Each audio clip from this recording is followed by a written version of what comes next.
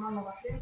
اللهم صل على سيدنا محمد وعلى آل سيدنا محمد كما صليت على سيدنا إبراهيم وعلى آل سيدنا إبراهيم وبارك على سيدنا محمد وعلى آل سيدنا محمد كما باركت على سيدنا إبراهيم وعلى آل سيدنا إبراهيم في العالمين إنك حميد مجيد. L'intervention d'aujourd'hui porte sur Sidi Chirk puisque c'est son anniversaire et j'aimerais aborder un témoignage où j'aimerais aborder Sidi Chirk à travers 3 noms d'Allah. Et 3 noms qu'il n'utilise pas régulièrement en fait. Sidi Chirk utilise beaucoup les noms El-Wali, Al-Nour et El-Moumin, El-Bari aussi, El-Bari, mais là aujourd'hui je vais essayer de raconter mon témoignage du cheminement à travers ces 3 noms-là. En guise d'introduction, je peux dire que nul ne peut prétendre connaître le Wali. Sidi Chirk Mohamed Fawzi Kalkali l'a redit hier lors d'une Mudakara. La connaissance de la wilaya n'est même pas un but à atteindre. Donc humblement, je vais simplement témoigner de ma relation entre un shir et le disciple que je suis. Pour moi, la relation entre le disciple et son maître est subtile, silencieuse et omniprésente. Si elle est décrite dans la littérature, moi personnellement, je ne l'ai pas lue, pour préserver l'authenticité de mon vécu et de mon apprentissage.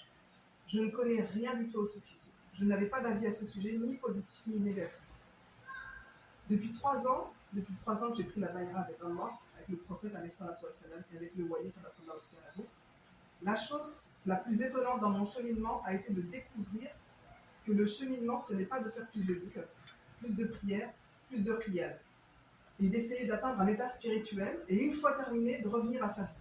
Non, le cheminement englobe toute sa vie, en particulier mes journées, mon travail, ma famille, mes amis, mon intérieur, ma maladie et mes études.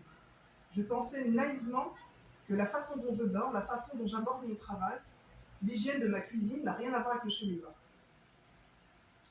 Et je dirais donc en phase d'introduction que je disais tout à l'heure que la relation entre un disciple et son maître est subtile, silencieuse et pourtant omniprésente. Et plus on donne une place à Sidi Chirk, plus sa présence se ressent dans tous les domaines de la vie. Et plus il exerce une action positive dans les vies, dans nos cheminements.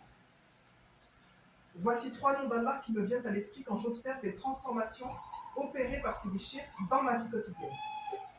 Il faut imaginer un meuble large, haut, composé uniquement de tiroirs, et dans chaque tiroir, un bout de ma vie.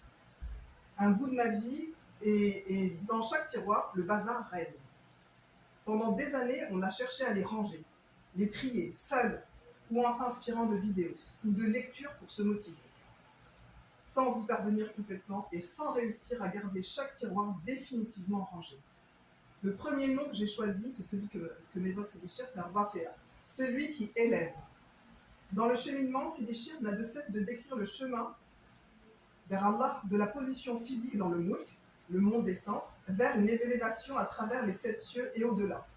Il oppose souvent le soufli, bas, la terre, et le ulwi, haut, le ciel. Et rappelle que le bon chemin suit une ascension du corps qui lui est retenu par la gravité et l'esprit qui est léger et libre de toute attache, qui n'aspire qu'à élever vers son Seigneur.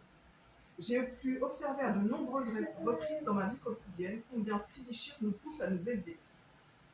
Bien sûr par les assises de dhikr, par l'istighfar de jour, le qiyam la nuit, mais pas seulement, par une hygiène de vie. Le corps est une prison, ainsi que les péchés du ventre. Tout ce qui tourne autour du ventre, une alimentation saine pour un corps sain et léger. Pour ma part, la recherche d'élévation est également passée par le travail et les études. Il y a tellement de domaines que je ne pourrais pas les passer en revue. Je vais me concentrer juste sur quelques domaines. Le travail, pour ranger ces tiroirs, est loin d'être terminé. Mais ça a déjà bien démarré et je vois déjà des transformations. Dans le tiroir, études. Un bazar sans nom. Une impression de ne pas terminer. J'ai tenté pendant 16 années d'aller au bout de mes études sans succès. Pas le temps, pas l'argent, pas l'accord du travail, etc. J'ai fini par abandonner cette idée il y a peu de temps, peut-être 1 an ou 2. Et un jour, un message de Sidi Chirk lors d'une Mudakara, adressé à un faqih, donc pas adressé à moi personnellement. Et ce faqih le questionnait, et il a questionné ce faqih sur son parcours scolaire. Il venait d'arriver à la Zawiya, il lui a demandé ce qu'il faisait comme études. Et celui-ci lui a dit qu'il n'avait pas eu la possibilité de terminer ses études. Et là, il l'a encouragé à terminer malgré tout, et comme s'il s'adressait à tout le monde, il a généralisé en disant que celui qui commence quelque chose le termine. Bien sûr, cela m'a touché directement, mais en même temps, je ne me sentais pas concernée parce que j'avais déjà tout essayé. Et je suis rentrée pendant la Mudakara comme en dialogue avec Sidi Chir. Et chaque fois, je lui répondais, mais moi, Sidi Chir, moi j'ai essayé, j'ai pas pu, ça fait 16 ans, j'y arrive pas. Et il répondait directement dans la Mudakara, en direct, argument contre argument. Et le dernier argument du Wali, quand bien même les études que vous finissez ne vous servent pas directement dans votre travail actuel, vous devez terminer vos études. Et un disciple intelligent est celui qui prend les messages de Sidi Chir pour lui-même. Alors j'ai considéré que j'étais concernée.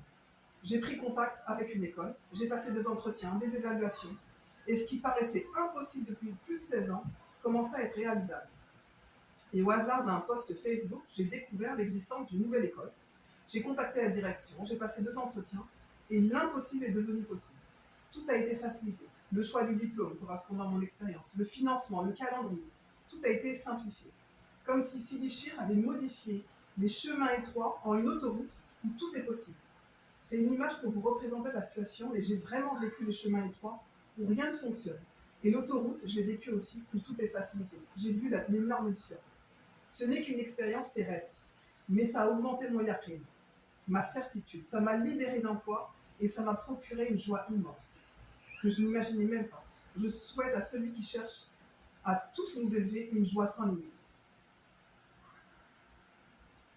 Le deuxième nom que j'ai choisi, c'est Al-Haqq, la vérité. La vérité est quelque chose qui a 2 aspects contradictoires en apparence. On redoute la vérité, on en a peur parce qu'elle est froide, elle est cinglante, elle est coupante comme une lame de couteau. On ne veut pas l'entendre, ni savoir ce qu'elle va nous annoncer, car cela va fatalement changer nos vies. La vérité, elle est aussi chaude et douce, car elle rétablit la bonne information. Elle rend ses droits aux opprimés, elle console, elle adoucit les cœurs. J'ai été amenée à envoyer un rêve pour que Sidi Chir l'interprète. Dans ce rêve, je me mettais à table avec l'équipe de Sidi Chir et d'autres faqirat déjà à table. En apparence, un beau tableau. Et j'étais si heureuse que je rêve très rarement. Et en plus d'y voir Ahl Bayt dans mon rêve, ça suffisait à mon bonheur.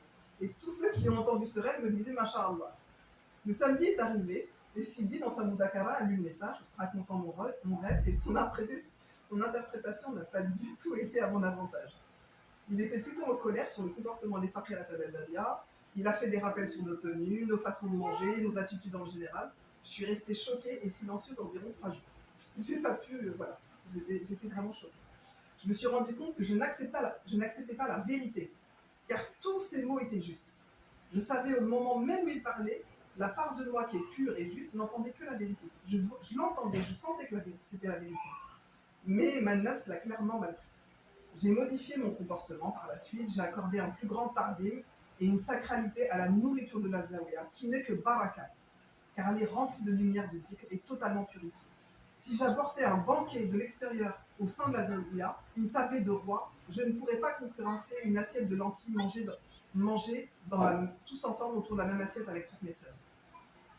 En conclusion sur ce nom magnifique, Al-Haqq, Sidi dit toujours la vérité, avec douceur ou avec fermeté, avec énormément de pudeur. Il ne cherchera pas à me faire plaisir, ni à aucun autre disciple en sacrifiant la vérité.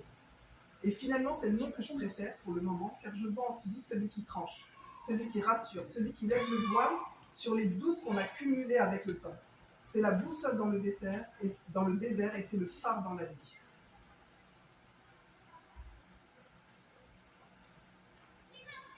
Le troisième nom que j'ai choisi, c'est As-Sabour, le patient. Le cheminement ne se fait pas en un jour. Même si au début de la bay'a, on a une soif de tout connaître, de tout apprendre, on a envie d'aller très vite. Et ce qui nous freine, en fait, ce sont nos peurs qu'on a accumulées avec le temps. Nos comportements qui ont fini par se cristalliser et sont devenus des réflexes, des automatismes. Et aussi nos pensées. Certes, on apprend énormément grâce au Mudakara, grâce aux inspirations, grâce à la lumière. Mais il faut le temps de le réaliser sur cette terre, dans nos vies de tous les jours. C'est super de rester des nuits entières à prier, à invoquer Allah, c'est sûr. Mais c'est surtout important que ces prières et tout ce dhikr modifient profondément nos comportements et nos pensées secrètes. Et ça prend plus de temps. Souvent, je me dis, vite, il faut que ça change, car Sidi va se lasser de mes échecs et de mes tentatives. Mais pas du tout. Il est miséricordieux pour nous tous. Et j'ai pu observer à de nombreuses reprises l'infinie patience qu'il a vis-à-vis de moi et des disciples. Sa patience, elle se voit premièrement par la répétition. Mudakara après Mudakara. Il répète les mêmes versets, les mêmes informations, en espérant qu'ils seront enfin compris et qu'ils puissent passer au niveau supérieur avec nous tous.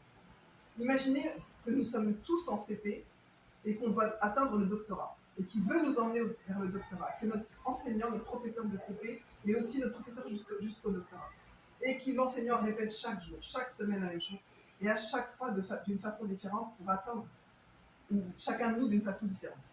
Il aimerait nous emmener au moins en C1, mais comme nous ne sommes pas capables de terminer le programme et que nous n'avons pas acquis des compétences, ben, en fait, on fait du surplace. Mais malgré tout, il reste patient, il répète et il répète. Il peut répéter 3 fois la même chose.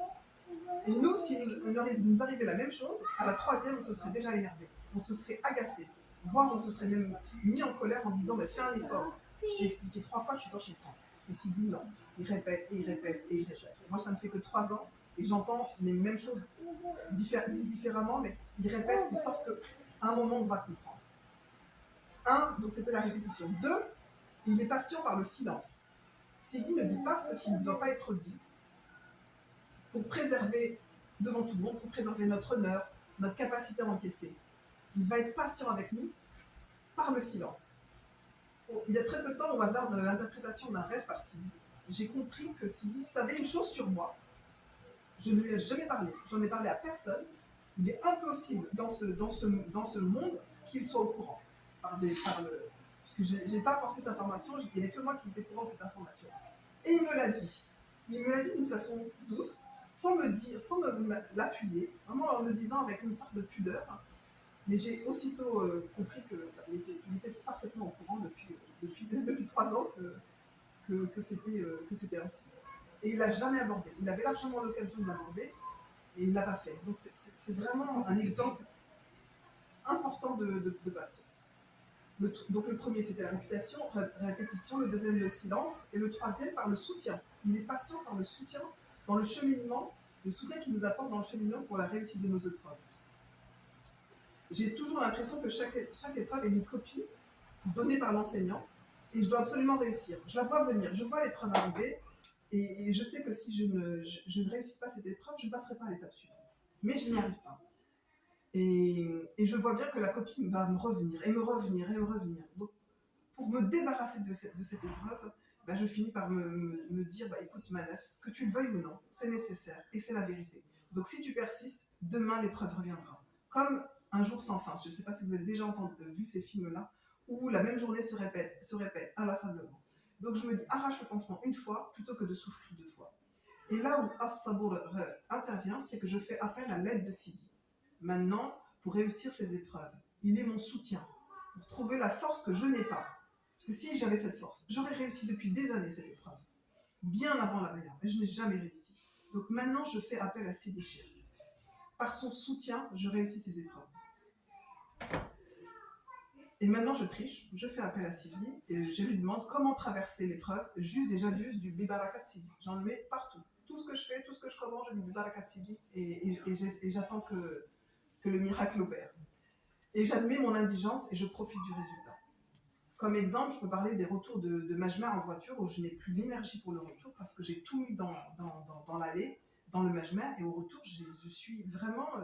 je me sens vidée, j'ai plus l'énergie, je me dis j'y arriverai jamais.